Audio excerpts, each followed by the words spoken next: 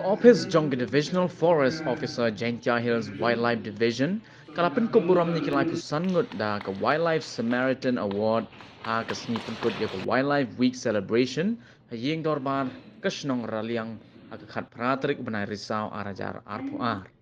Kini kilai pusan ngut ki nongsong snong ki balayo pelat ya ki mrad khlaw ki dena East Jaintia Hills but West Jaintia Hills District. Ya kini kata yo le kemen ban pensnoto bat hikai ban yada bat ban penne pensa ikim rat khlaw la sedang nado ke shipotrik ubnai risau da ke jingi kop drawing painting quiz essay bat extempore speech ki bala shimbenta di kena school bat asamru iki kusnam shikinong jam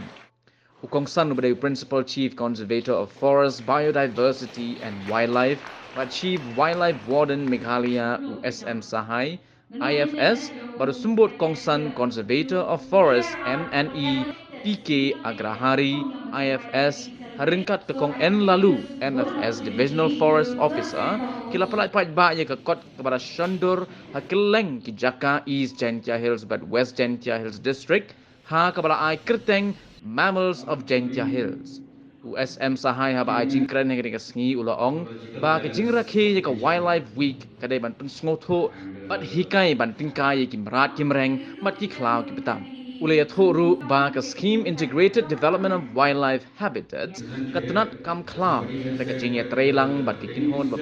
pher kala itho hadu arfu artli jaj mrad ki bekin thop ya khan hreu jaj ki ba em harinko ne ki terrestrial bat hreu jaj ki ba em hapo ki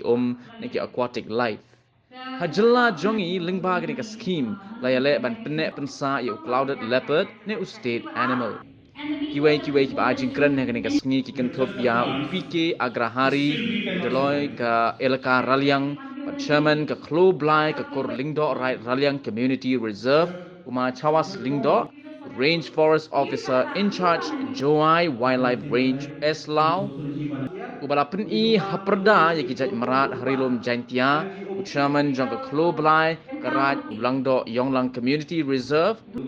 rikut pareng kong n lalu MFS divisional forest officer bat ke kong M Suchiang forest leader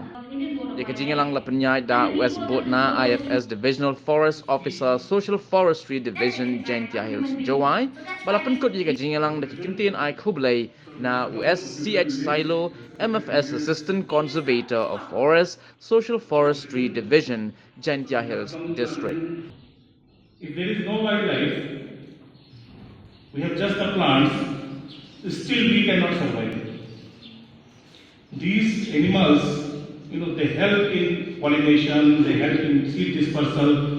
Even the elephant, it helps in seed dispersal through its dung. It eats many grasses, etc. And through its dung, it propagates the seed. And finally, the new shoots come. And they germinate. So though we are not directly seeing these things happening, we should realize that these wildlife, the wild animals and the wildlife in general, which includes plants and their interdependence also, they are very, very important for all of us to survive and grow. The importance of wildlife conservation was realized way back, much before even enactment of Wildlife Protection Act in 1972. This year's theme for Wildlife Week is recovery of key species for ecosystem restoration. In Meghalaya, we are implementing this program for clouded leopard, which is state animal for the state. Government and communities join hands for protection of wildlife in the respective areas, and this also helps inculcate these values, the importance of wildlife conservation through them to the other parts of the community, and also